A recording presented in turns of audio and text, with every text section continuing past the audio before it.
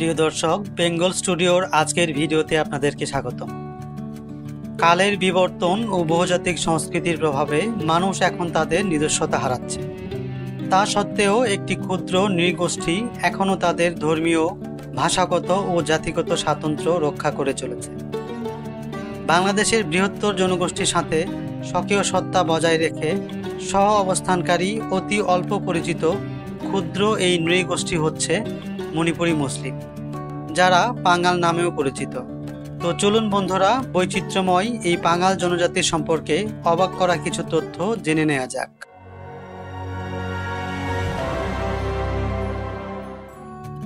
পাঙ্গালদের উৎসভূমি হল ভারতের পূর্বাঞ্চলীয় রাজ্য মণিপুর।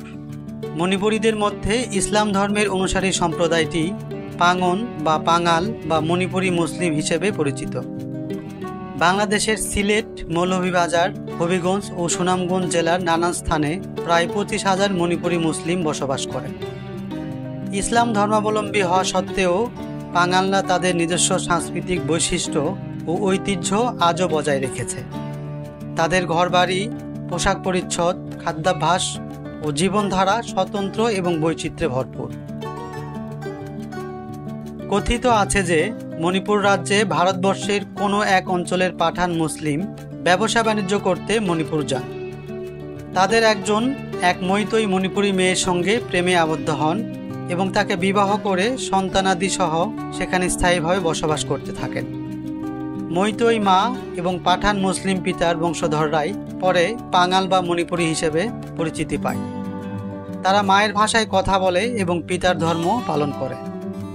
ইতিহাসবিদদের মধ্যে মণিপুরে ইসলামের সূচনা এবং পাঙ্গাল নামের উৎপত্তি নিয়ে মতভেদ আছে। কোনো সূত্র সূচনা সালটি 930 সালের আগে পড়ে বলে মনে করে, তবে অধিকাংশ সূত্র সালটি 1606 সাল বলে নিশ্চিত করে। এ সালে মুসলিম সৈন্যরা বন্দুক প্রস্তুতকারক হিসেবে লবণ সংগ্রহের উদ্দেশ্যে মণিপুরে প্রবেশ করে। ঘটনাক্রমে তারা একটি চুক্তির মাধ্যমে মণিপুর থেকে যান। ইতিমধ্যে বার্মা বা মিয়ানমারের সাথে মণিপুর রাজ্যের যুদ্ধ বাঁধলে মণিপুরের রাজা মৈতৈ বাহিনীর পক্ষে মুসলিম সৈন্যদের সাহায্য চান।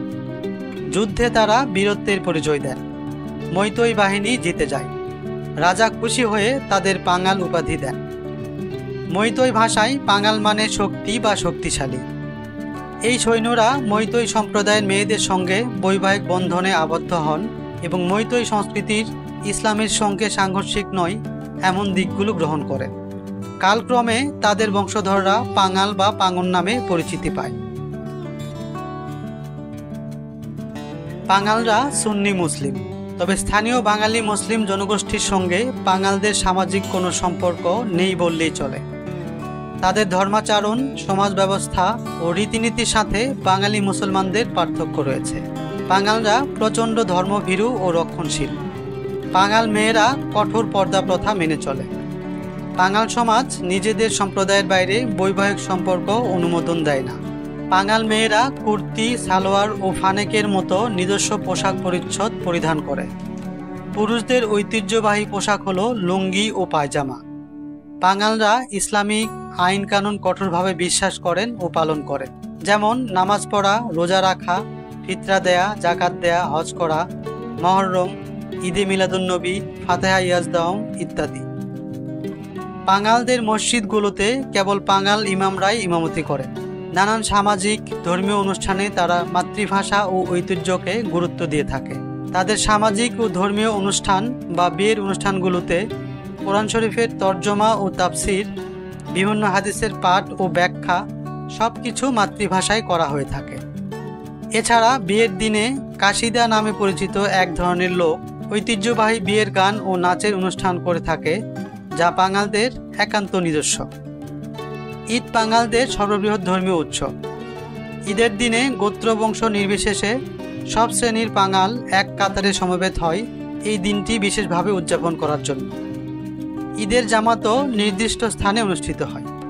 বলা বাহুল্য, ঈদের জামাতে ইমামতির ভার থাকে যথারীতি পাঙ্গাল সম্প্রদায়েরই কোনো মৌলভীর উপর। মসজিদে, দোকানে, হাটবাজারে, খেয়াঘাটে সবখানে শুভেচ্ছা বিনিময়ের পালা চলে। আত্মীয় স্বজন ও পরিচিতজনদের দাওয়াত দিয়ে খাওয়ানো হয়। পরিবারের সবার জন্য নতুন জামা কাপড়ের ব্যবস্থা করা হয়। এদিন মেয়েদের জন্য পর্দা কিছুটা শিথিল থাকে। ঈদের দিনে বাঙাল মেয়েদের ঐতিহ্যবাহী পোশাক পরে দল বেঁধে আত্মীয় স্বজনের বাড়িতে বেড়াতে যাওয়ার দৃশ্য চেয়ে দেখার মতো। বাঙাল জাতির নৃতাত্ত্বিক বিবর্তনের ইতিহাস মণিপুরীদের অপরাপর শাখা বিষ্ণুপ্রিয়া ও মৈতৈদের থেকে আলাদা। যদিও তিনটি জনগোষ্ঠী অষ্টাদশ শতাব্দীতে আদিভূমি মণিপুর ত্যাগ করে বাংলাদেশের বৃহত্তর সিলেটের বিভিন্ন স্থানে বসতি গড়ে তোলে। মণিপুরে মুসলমানদের সর্বপ্রথম এবং সর্ববৃহৎ অভিবাসন ঘটে মোঘল আমলে। বাঙালরা প্রচণ্ড পরিশ্রমী জাতি। ভিক্ষাবৃত্তিকে এরা মনুষ্য জন্মের নিকৃষ্ট পেশা বলে মনে করে। কৃষিকাজ ছাড়াও তারা বাঁশ ও বেত দিয়ে বিভিন্ন ধরনের কৃষি সরঞ্জাম ও আসবাব তৈরিতে দক্ষ। বাঙাল মেয়েরা কৃষিকাজে পুরুষের সমান পারদর্শী। এছাড়া তাঁতে কাপড় বোনা এবং সূচিকর্মে বাঙাল মেয়েদের অসাধারণ দক্ষতা রয়েছে। মণিপুরীদের পরিধেয় ফানেক বা চাকসাবির উপর বাঙাল মেয়েদের সুই সুতার সূক্ষ্ম কারুকাজ দেখে বিস্মিত হতে হয়। এবার আসুন বাঙালদের বিয়ে সম্পর্কে কয়েকটি চমৎকার তথ্য জেনে নেওয়া যাক। মণিপুরীদের নিজস্ব ভাষায় বিবাহকে লোহংবা কিংবা নুহংবা বলা হয়। নানা ধরনের ভিন্ন রীতিতে বাঙালদের বিয়ের আয়োজন করা হয়। বিয়ের অনুষ্ঠানে বরপক্ষের জন্য কনের বাড়িতে কোনো খাবারের ব্যবস্থা থাকে না। মণিপুরি মুসলিম বিয়েতে এক বিসমিল্লা বলে সবাই খাবার খায়। এলাকার গণ্যমান্য মুরব্বীরা নামাজ শেষে বরের বাড়িতে এসে ধনী গরিব শিক্ষিত অশিক্ষিত নির্বিশেষে একত্রে মাটিতে বিছানো মাদুরে বসে। পঞ্চায়েতের কোনো মুরব্বীর বিসমিল্লা বলার মাধ্যমে সবাই বিসমিল্লা পড়ে খাওয়া শুরু করে। 2023 সালে ভারতের মণিপুর রাজ্যে কয়েক মাস ধরে চলা রক্তাক্ত জাতিগত সংঘাতের মাঝখানে পড়ে সেখানে বসবাসকারী 3 লাখেরও বেশি মণিপুরি মুসলিম দুর্বিষহ অবস্থার মধ্যে পড়ে।